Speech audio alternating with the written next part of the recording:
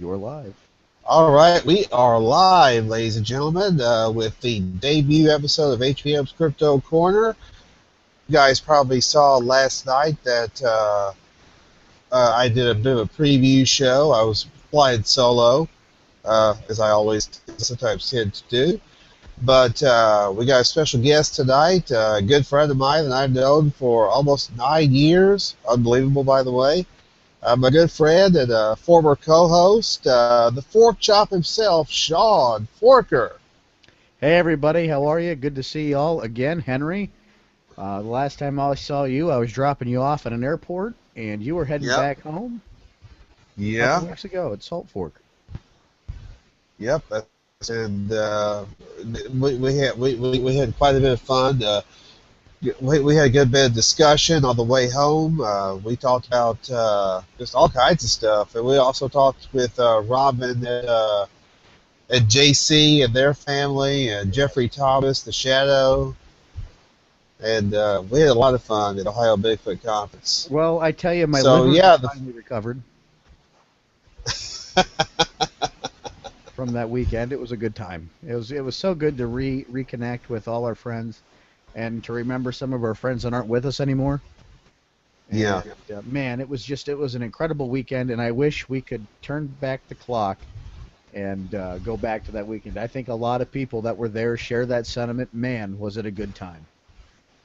Oh, I agree. I agree. Um, but anyway, yeah. Sean and I used to co-host a little show called the Sasquatch Experience. We were among the first Bigfoot blog talk radio shows to begin airing. So Yeah, actually, that's we pretty talked about this. historical. You and I have produced more children than most married couples. Yes, we have. When you Not to count, mention we were the original. Not to mention we were the original co-founders of the American Bigfoot Society. yeah, So yes, we were. that's no, yeah, that's another one of our children. Our children, our babies. Oh yes, our Oh, babies, babies! our babies. They've all grown up now, for the most part. They've all gone Yeah, on they their sure own. have. They sure have. We've had a lot of we have But had so many shows, dude. We had the Sasquatch Experience, the Sasquatch Triangle, a couple episodes of Let's Talk Bigfoot before they got tired of us and moved along. What else? HBM's Crypto Corner, the one we're doing right now. yeah, That was kind of a spin-off and on well, Beyond Edge Radio, you and Eric started that up. that was kind of a spin-off You of this too. and you guys are still going strong with that. Well, Eric is going strong. I'm part-time. A Okay. couple years ago I left because my family got bigger. You've known that. My gorgeous kids. I am very, very proud of my kids. You know that. I love my kids. Proud papa. They're so damn good looking, and I don't say that because you know what? If my kids were ugly, I would want someone to tell me my kid's ugly, so I could put like a bag over its head or something. But my kids are cute, and I don't have any problems with that. And I just wanted to spend some time with them and get my actual career going off and doing some things that weren't paranormal related and just stepping away a little bit. We were fighting some pretty heavy fights for a long time that were really Yeah. silly, and it took a lot out of me, and I wasn't having fun anymore. And I told Eric, and I told you at the point when this wasn't fun anymore, I was going to walk away, and I Yeah. did. And I'm back, and I want to have a lot more fun, and it's been fun. But I left. We brought Lon Strickler on from Phantoms and Monsters. You know Lon from his wonderful Yeah. blog, phantomsandmonsters.com. Check it out. It was the Monsters, and also his appearance on Monsters and Mysteries in Yeah. America. Just a wealth of information on all things cryptozoological and paranormal. He's just a great guy. I've known Lon now for a couple years, and he's just been a good friend. And I brought him on to replace me so I could take some time off and leave. And then Eric called and said, hey, we love having Lon and I on. We're great, but we kind of miss that fork chop humor. So would you come back? And I've come back, sporadically. You had a smile on your face when I said that fork chop humor. He's afraid I'm going to hit a button here in like 2 minutes. I found this little toolbox here that's called effects. And hey, let's just give Henry a lot of applause, folks, for bringing this back to us tonight. How about that? Did it actually do anything? Did you hear that? Yeah, there we go. There it goes. Little There it delay. goes. Thank you to our studio audience right there. He was afraid I was going to be playing with this thing. Oh my! We're going to have a lot of Uh, fun. Henry, I'm going to quit talking and I'm going to let you start. well, Sean has a lifelong interest in cryptids, but rather than hearing me tell about it, why don't we hear from the man himself? Oh, here we go again. More Sean, me. yeah, how the heck did you get started in your involvement in all things cryptozoological?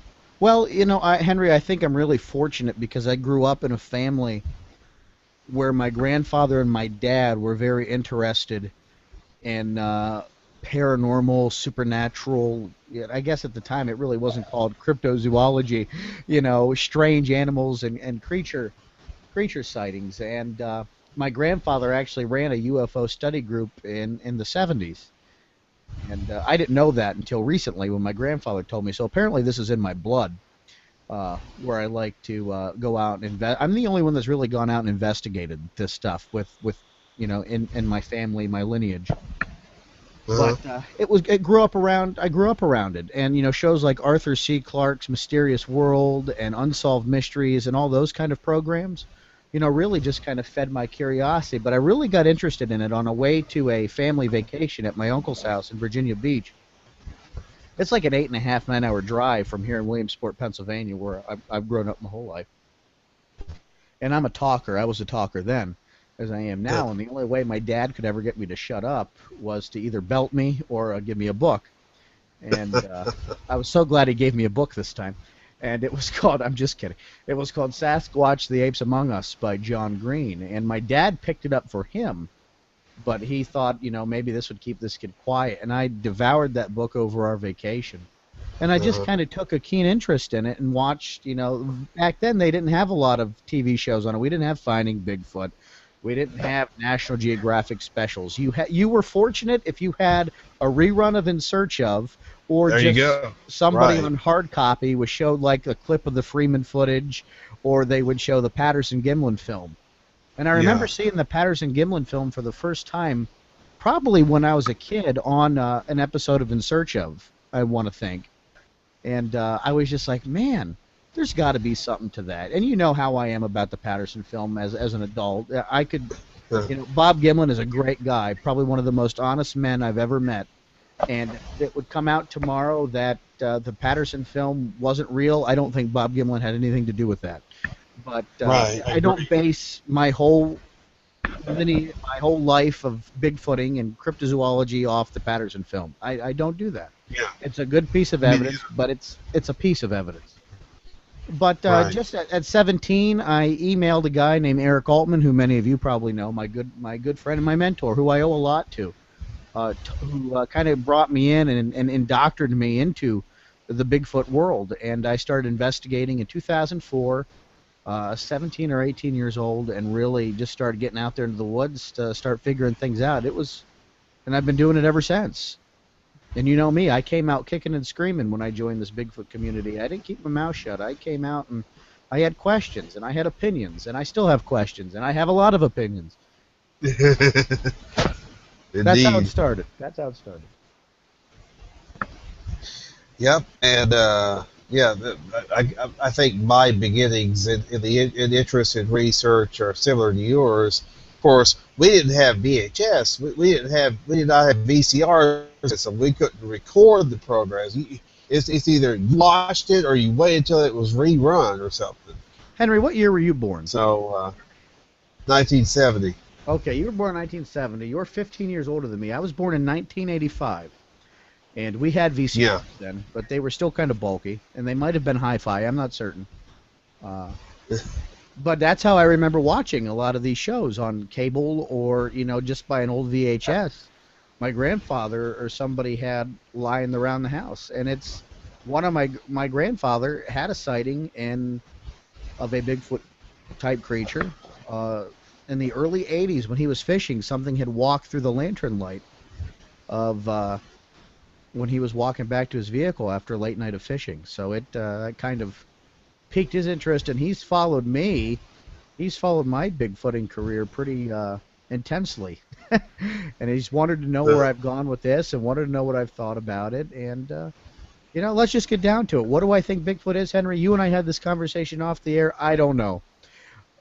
yeah. We could sit here all day. Is it a primitive person? Is it a monkey? Or, it's not a monkey, of course, but what is it? We don't know. And I don't have answers to that because you talk to 16 different witnesses.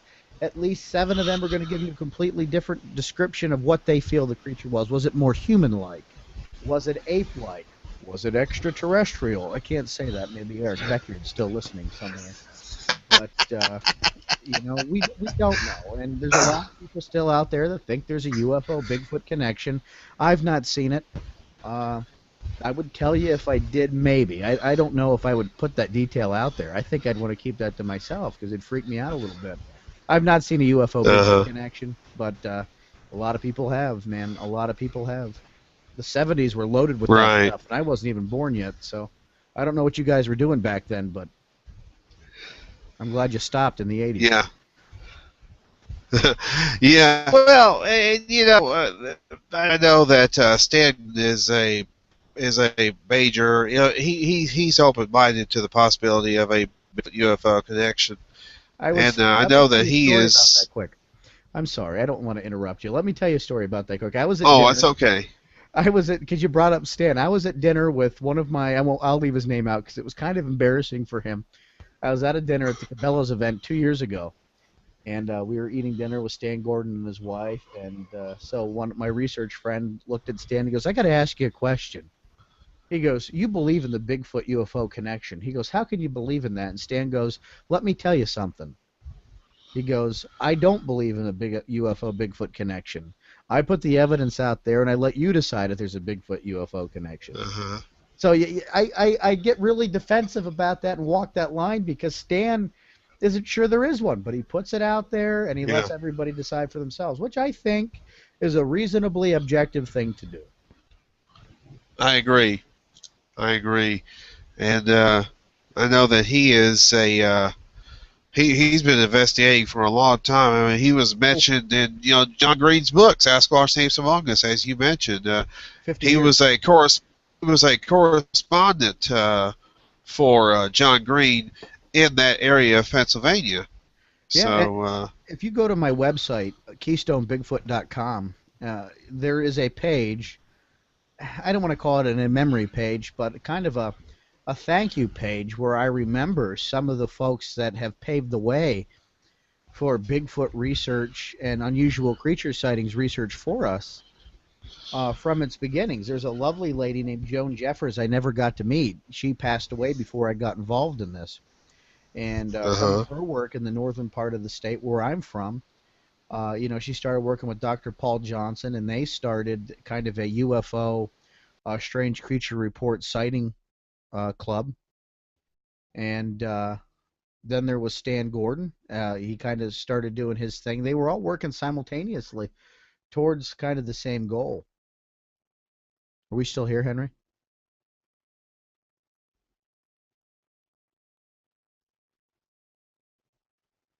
I don't know if I should still be talking or not.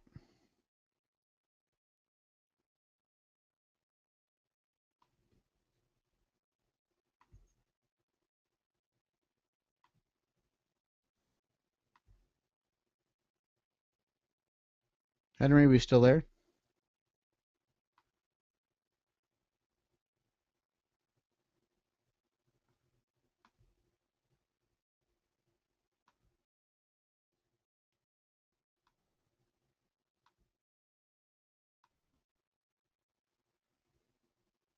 Well, let's see. It's live.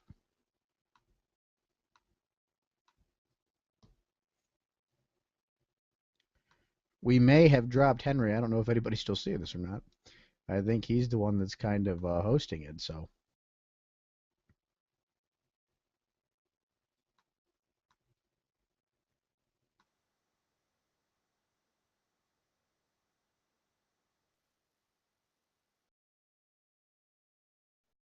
hmm.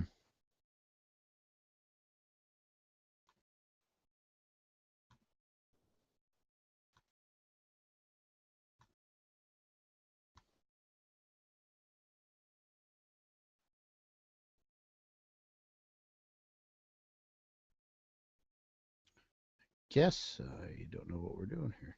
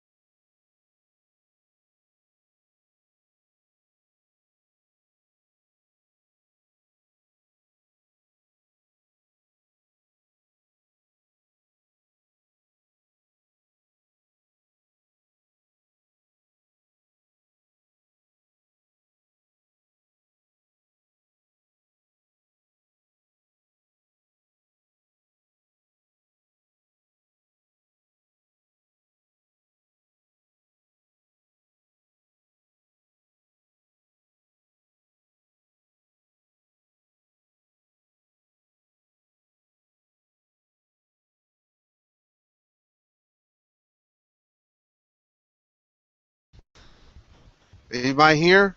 Hello?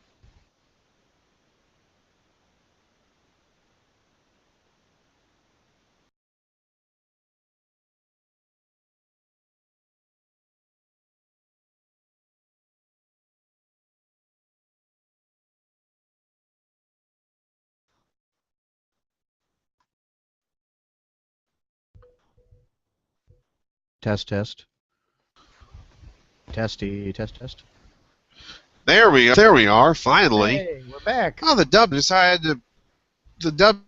deck browser decided to refresh itself on me. We still there? So I don't know where we yeah, left off. am I? I don't remember. Oh, this dub deck browser decided. Well, that stupid thing, but that's So okay. We're back, right? Are we live and in color? yeah, We're back, right? So I think we were talking hopefully. about. I said, Yeah, I I think said, go to we KeystoneBigfoot.com, right? I think is where we left something off. like Does that that. sound right to you? You were Yeah. talking So you about go to the web. immemorial Joe Jeffers. Yeah, Joan Jeffers, and we talk about, or there's kind of been a resurgence of talking about, women, women of pioneer women of the not pioneer women with bonnets and wagons, but women who have pioneered this research with us, and Joan Jeffers really doesn't get a lot of recognition because there's not a lot known about Joan Jeffers outside of Pennsylvania, but she was a very important part of Pennsylvania research. And in Dr. Paul Johnson's book, he references her and her work quite often. And she had I believe it was a UFO sighting, kind of prompted her to get into this field of anomalous research. And so she started working with Dr. Paul Johnson, and then Stan Gordon was doing his research, kind of, paralleling one another. And that's kind of how the research in Pennsylvania started. And then, of course, Sam Sherry came along after his sighting in '85, and he had some classic Bigfoot sightings. The Mohawk kind of more human human type Bigfoot that kind of got next to his car window and kind of growl breathed on him, and he sped off in his car. And Sam kind of started the Chestnut Ridge Bigfoot Center, and when he passed, there was some recognition on that on Cryptomundo from Lauren Coleman. But these people kind of started the research for us, and I just want a place where people can kind of remember them and know that, hey, we're not the first, we're not the last, but Right. we are part of a rich history, and we have to remember that. I think we all do ourselves good and kind of give ourselves a sense of, keep ourselves grounded when we think about that. We started the Keystone Bigfoot Project uh, to start looking at every database we could possibly get our hands on of Pennsylvania Bigfoot sightings, so we could take that evidence and start sifting through it and seeing if we could start plotting some stuff. And I tell you what, in the 2 years since we've been doing it, we've read a lot of reports, looked at a lot of information, but we're not really any closer to any answers than when we started. It's funny how that works out, isn't it? Yeah, it really is. That'd be true, folks. For those of you who out and didn't know what happened, my dumb dick browser decided to go down on me and refresh itself. So, It happened. and there may be some weather related problems. We got some rain and storms coming in, so that might contribute to it as well. So, Yeah, this weather's been wicked, Henry. if I go out, just bear with us. Just bear with us. I'll try to get back as soon as I can. You heard it there, folks. He'll be back as soon as he But can. yeah, yeah, but yeah, and Pennsylvania is such a great area, especially right there in the southwestern part, right around the Pittsburgh area, and right around Vandergrift, and that's where my good friend John Redshud lives, and he actually got some very intriguing video footage of possible Sasquatch Oh, in interesting. that particular area. So, I'd like to say yeah, though. he actually showed Go ahead, he Henry. I'm actually sorry. showed us the areas. He actually showed us the areas where he got the footage, and it's a log trail with high ridges on either side, and this huge creek running down alongside it. Really beautiful location. We often So say that Southwest Pennsylvania is kind of the mecca of Pennsylvania Bigfoot research, but I say that because that's where the bulk of the researchers have been from. My guys have really been the first guys in my part of the state, the northern central part of the state, and the reports are starting to come in a lot more than have been historically recorded, and not just from recent. I just got a report 3 weeks ago from a lady that had a sighting 41 years ago. huh, So, we're getting reports now from this part of the state, but people had no one to talk to. They had, and we'll go off. And folks, I'm sorry because we tend to do this, but we go off on tangents when we start trying to make points. We get often hypercritical about these shows out there, like Finding Bigfoot and mountain monsters and those sort of things. But the one thing that they do is raise awareness for what's going on out there. Yes, you're going to have fabricated reports, but if you are a good researcher, you will know that those reports are fabricated. But you do right, get some really good pieces of either historical information, which is just as important as current events, and we should be a little thankful for these shows, and I might be in the minority of that, and you might not like how they're produced, but I tell you what, folks, for me, they're getting me the Bigfoot sightings, so keep on sending them out there yeah.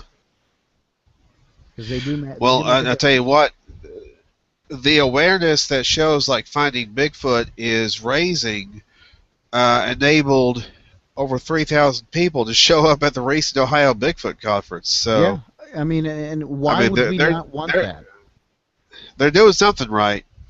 Yeah, why would we not want that? Why would we not want more people involved? I mean, granted, that's more folks for whoever has declared themselves the Bigfoot police to beat down and bully and harass and sully their reputations. But uh, I mean, it's more people getting their feet in the ground, and hopefully somebody can get some evidence that we can use and say, hey, you know what, this thing does exist because, folks, we don't have it yet.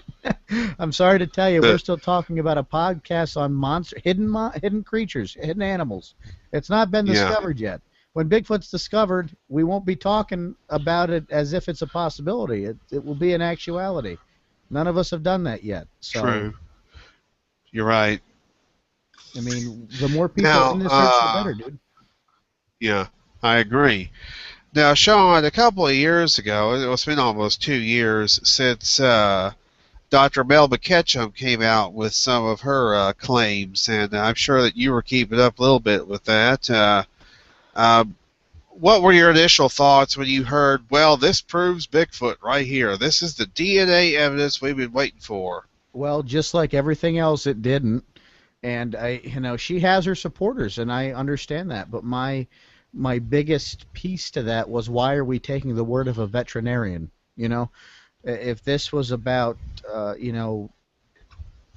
some sort of inoculation for rabies, I'd be more inclined to listen to her. This is about collection of DNA and DNA studies, which to my knowledge she's not qualified to do herself.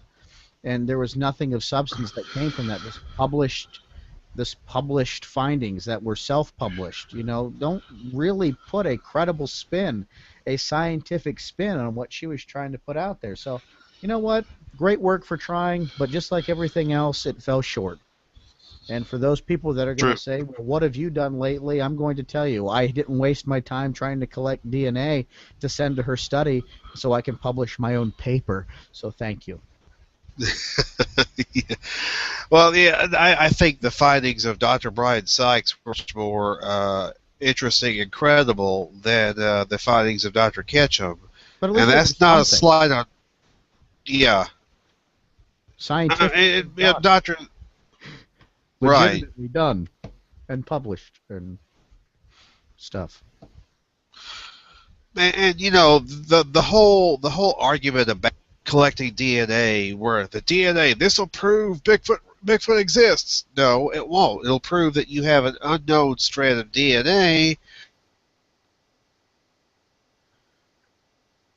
We froze again. I hate when we freeze. It scares me.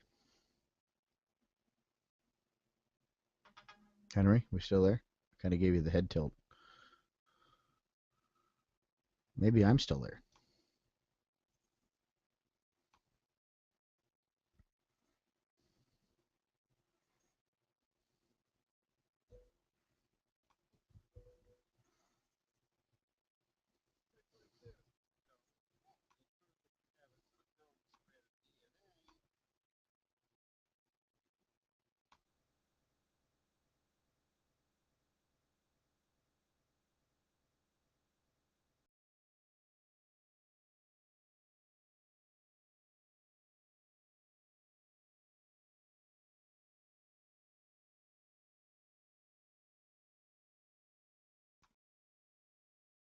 Well, again, we lost Henry, but he makes some valid points,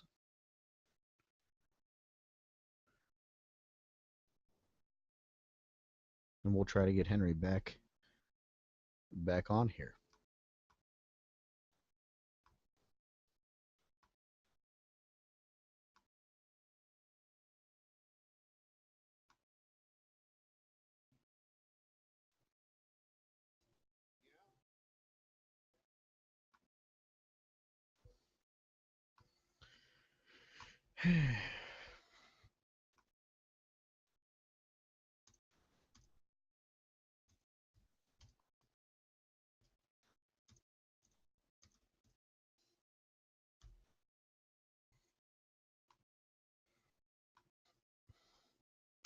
Henry, you back?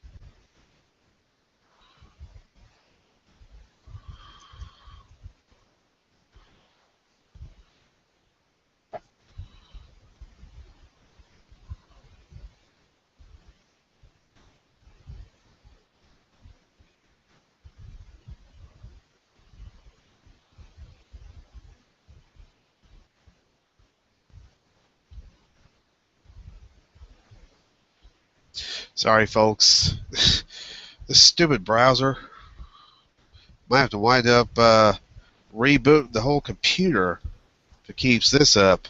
Hey, Henry, This gets. There you are. I'm back. Yeah, thank God. uh, I'm gonna Wow. throw his laptop out the frickin' door. Well, I think it's. Are you going to throw it in the ravine and pee on it?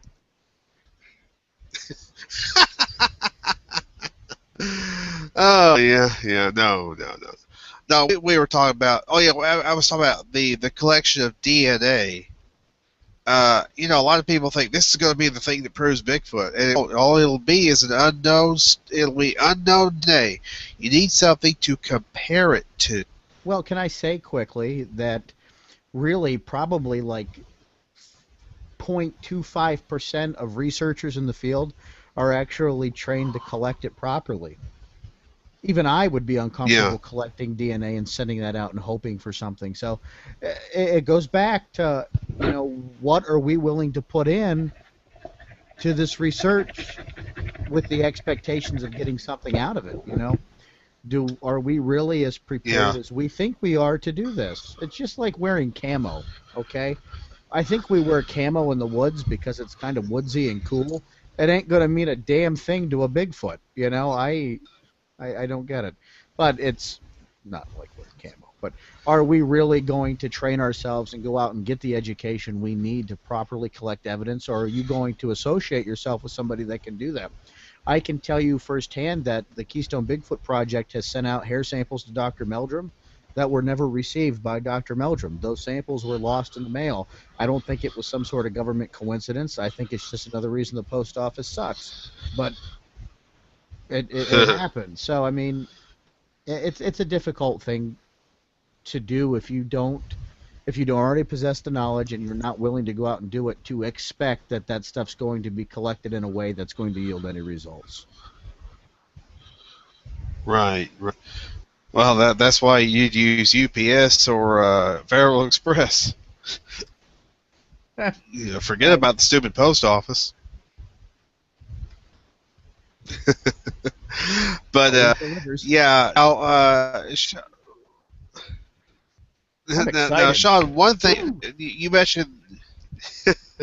You mentioned the Keystone Bigfoot project. That's kind of a new venture for you, and I know that you have several folks on your team, and actually, you've actually had experience of your own that you couldn't explain. You were telling us about it at the Ohio Bigfoot Conference. You were telling Robin and JC and several of us about that. Yeah, I'll tell you, it Do you was. feel comfortable talking about it? Yeah, I guess I do. I've talked about it a couple times, but it's not something.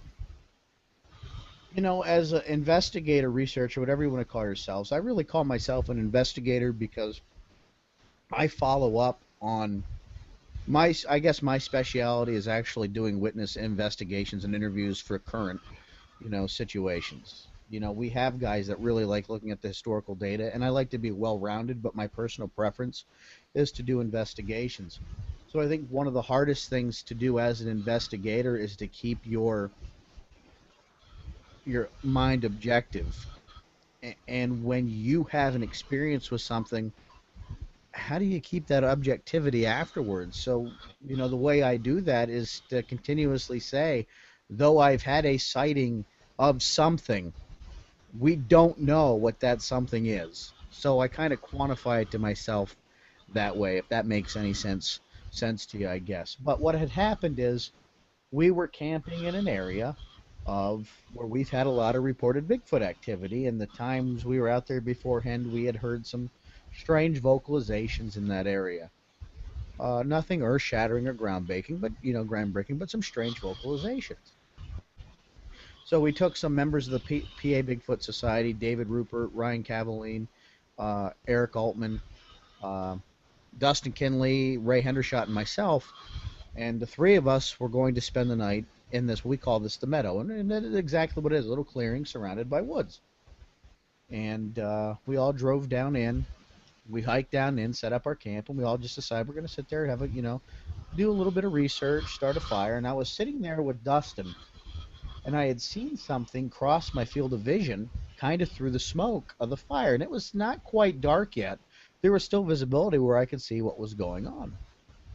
And I kind of just looked and paused for a second, and Dustin, I see him looking at me, and he goes, "Did you just see that?" And I said, "Yeah, I just saw that. It was a really, I won't want to say it was an impressively massive figure. It was a little over 6.5 feet tall, but it was very lean. That's what kind of struck me odd about it, and it moved. so fast and so swiftly, I really had a hard time identifying. Like, wow, what was that? But you could hear it breaking off into the forest. I mean, you could see it. We couldn't identify where it was going because it was pretty far in there by the time we decided that, but did we just did that really happen? And I was talking to John Kirk about this in Ohio a couple of weekends. He goes, that's the funniest thing about when you're out there. You're out there to have these experiences, and when they happen, you find yourself confounded that they actually happen. And it's really true. I found myself just kind of at a loss. Wow, that was strange. As the night progressed, we all decided Eric and them had left, and it was just Ray and Dustin and myself. We had built a fire, and we're getting ready to cut it in for the night. And Ray goes in and lays down, and Dustin and I, we put the fire out, and we moved the logs off the fire just so we didn't, fry ourselselves out in that meadow in the middle of the night. Smoky barrel, only you could prevent forest fires, so we tried to. And we go in and lay down, and we're laying in there, and a little time goes by, and all of a sudden I start hearing these footfalls in our campsite. And I'm like, wow, we've got a visitor out here. I'm like, I wonder what it is. At this point, I'm just thinking, like deer or something, nothing out of the ordinary. And it's kind of sounds bipedal, and I'm just laying there, and I'm like, what the hell? What else kind of going on? And I look over, and Dustin's kind of just laying there in his sleeping bag looking up, and he's like, you can say Forker. He goes, we got a visitor out here. I'm like, I know. I'm like, it's been around here for just a little bit. So we keep listening, and it keeps coming around and walking around our campsite. Well, a few minutes later, I look down, and I start seeing the glow of the fire starting again. So I'm like, what the hell's going on? So Dustin gets out, puts his boots on, and I'm trying to put my boots on, and he is already out there, and the fire has started up again a little bit. Something had taken the logs and moved them back onto the fire. And I'm like, well, man, this is just messed up. Something's out here messing with us. And I come to get out of the tent, and he goes, Forker, throw me my gun. So I hand him his gun, and I look up, and he goes, over there, quick. And through the glow of the fire, we can see something running up the hillside, past our tent, into the forest, and off it goes. And you could hear it. It sounded like it ran around our campsite. And at this point, I'm freaked out. Something had moved the logs back onto the fire. The fire has started again. We had already seen something previous in that night, and this had happened, and I'm freaked out. And Dustin looks at me, and he's kind of doing a 360 around our campsite, and we start hearing some noise off to the east of our campsite into the woods. And Dustin, says to this day, and he's incredibly certain about what he saw, something kind of staring at him from the side of the tree because he could see eye shine. So have you ever seen the movie Jaws, where they're standing on the bow of the ship, and he's got the gun, and you heard me recall this for you. He's at the bow, the front of the ship, and he's got his gun going. He's like, shoot it now, Quint, shoot it now. Dustin had his gun drawn, and I was like, shoot it, Dustin, shoot it now, kill it, because I'm extremely frightened. And Dustin, he's a National Guardsman, so he's got a head on his shoulders. I don't do guns for a reason, and Dustin gave a warning. If you're out there and you're messing around with us, you're putting yourself in some danger. So if you're a person, show yourself and come to us now and save yourself the, trouble of being turned into Swiss cheese or something along those lines. And it didn't. It just kind of did the thing, and Dustin didn't take a shot, and it took off. And I'm extremely upset. Like, I'm kind of antsy. So I call Dave Rupert, and the number he gave me was his wife, Carrie. And Carrie's like, oh, my God, well, you guys need to come, and if you don't want to stay there anymore, come to our house. You can come stay at our house. And I was like, no, but I'd like you to send the guys back to us if you can get them. So Dave and Ryan were at a nearby establishment, and they had come back in the woods, and they sat with us for a while. And they're just kind of out in the woods hanging out with us, and they told us to go back in to our camp and try to settle down a little bit. And we had radios to talk back and forth. So about an hour they sat out there with us, and they're like, nothing's going on. And they went home. And at this point it's about 3:30, maybe 2:30, 3:30 in the morning. And they had left, and I'm not kidding you, 45 minutes later, here comes the footfalls again, accompanied by a couple flashes of light, which I was like, well, this is unusual. I had thought maybe they had put a game cam out facing the the tents, and it was the flash of the game cams going off. It starts raining a little while longer, and the footsteps start. The footsteps had stopped, and about 6 a.m. we got up, and I unpacked our camp. I packed it up so fast, Henry, threw it in a tote, and my fat ass dragged it a mile and a half back to my car to get out of there. And it might seem silly now that I was so afraid about it, but I really felt almost like we were being toyed with out there, and it frightened me. It shook me up. And Eric Altman will tell you, whatever we experienced out there frightened me to the point I was getting ready to quit, that I didn't want to do this anymore. And it kind of changed my outlook on what we may be dealing with out there. Not that I think it's an alien or an extraterrestrial, but I think it's something that's a lot smarter than we often give it credit for. You look at something, how it moved, Henry, was so fast, so fluid, like it was natural. It was built for that environment. And how could we ever keep up with something like that? And it still, just talking about it kind of gives me goosebumps, because I have that thought and I'm back in that area, and man, it was scary. And if it doesn't make sense, I'm still trying to process it a little bit. I never read stories, and I'm not saying it started a fire, it went out there and kind of rubbed two sticks together. I'm saying that maybe we had some embers still going and the logs being drugged back on to set it up again. But it was scary, dude. And to be experiencing out that in the middle of nowhere, with no help and a single firearm that is not going to take that thing down, it was frightening. And I wanted somebody out there with us, if anything, to get us the hell out of there. But it happened, and it was scary. And I haven't been back to that area since that's happened. I'd like to go back. It was scary. It was scary. Huh. Wow. That's really amazing report. And we've been back to that area once since it happened. I've not stayed in that area since it's happened. Right. Yeah. No, I mean, some witnesses they experience that trauma.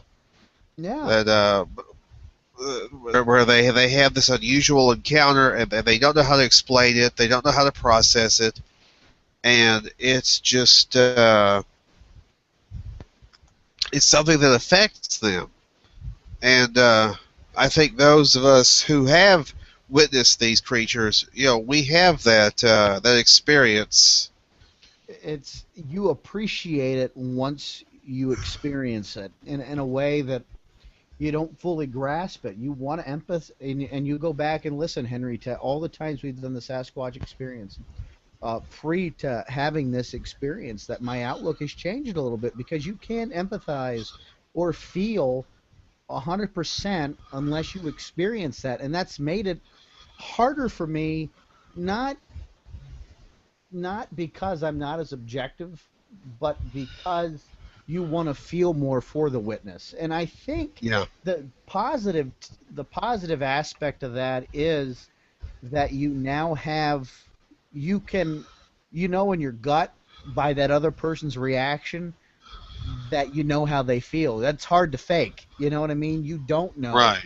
You can't fabricate that genuine, my God, I just experienced something I can't explain kind of thing. And it was, I tell you, it was something for me to experience. And I feel bad for questioning those that have had that experience and have been so shaken up over it. I can completely empathize with that now. And it's sobering, but I said it does make it a little harder to retain your objectivity. But because I still kind of keep myself grounded by saying I don't know what it is, what I saw, because we don't know what it is, kind of still makes it a little bit more palatable to still kind of be reasonable about what people are seeing out there. If that makes Right. sense. Oh, absolutely. And this is something that I mean, it's an unforgettable experience, no question about it, when something like this happen. Well, yeah, and I experienced it with two other guys. Now it's easy with the Brokeback Mountain jokes, but I experienced it, with other people out there, and Dustin has had the same kind of feelings I have about it. Like, we would like to stay back in that area again, but I'm not going to stay back there unless I have like 12 people staying with us. I think 12 Uh might be. I think if there's 12 of us, we might be able to wrestle a Sasquatch. I don't know, but I think 12's a huh. good number. At least that gives one of us a Yeah. chance to make it out. You don't have to be faster than the Bigfoot. You have to be faster than the person behind you. That's And true. I'm a no-kill guy. I haven't changed my position Right. on that. I'm not going to kill a Bigfoot, contrary to what I said, because I did want him to waste one. I really don't advocate the killing of a Sasquatch because of that. We don't know what it is, and I would feel bad for killing another, personally killing another creature. But I mean, I hope someday somebody bags one so we can get that over with, or gets enough evidence to say that what, beyond a shadow of a doubt, this exists. I Uh think huh. that would be a little bit more special. But what's going to happen is a 90-year-old woman driving home from bingo is going to hit one with her Buick, and I think that's going to be the end of the Bigfoot story, at least as we know it. That's what I think. Hopefully, the old lady doesn't get But hurt. if you're out in the woods and you're hungry enough, you say you wouldn't kill one, but you would hammer it like a Like a flank flank steak. steak. That's right. Thank you, Scott. Scott Harriet. I love that. I won't kill one, but I'll hammer it like a flank steak. I love it. It's so true. We talk. Some of our best conversations we have when we do these shows always happens off air. Yeah.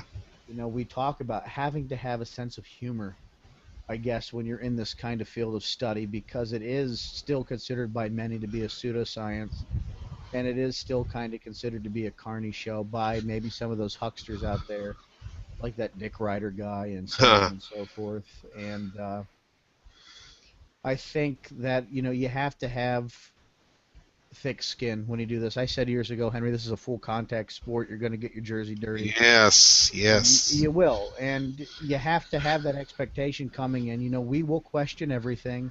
We will not take everything at face value. But damn it, we do need to have a good time. We do it. Remember, it still is fun. And man, when that's not fun anymore, it really takes the adventure out of it. And it did Yeah. for me for a while, and I'm glad I was able to get that back. My daughter's going to be 12 years old, and she's really starting to take an interest in, what, quote unquote, what dad does. Some of her friends' dad bowl, others do other things. Her dad looks for Bigfoot. Yeah. And she takes a little bit of pride in that because it's not a joke anymore. Thanks to shows like Finding Bigfoot, it's a little bit more palatable to people that we're out here doing that kind of thing for reasons, I guess we each have our own reasons for doing it. I'd like to think that we haven't discovered everything on this planet, and we know we haven't, but that I had a little part in uncovering what's out there. And if I don't pick it up, it's nice to have kids because they can pick up where you left off if they want to. I think your browser refreshed again, and we miss that, that fun part, I think, too often. We have to have fun when we do this. It's an important component of it, out there with your friends, your fellow researchers, trying to come up with new ways and new techniques to lure in, that possible definitive way of getting proof. We haven't figured out Google Hangouts yet, folks. I apologize. And I apologize if I talk too much tonight, but I like to talk. I said might be mildly entertaining. See if we can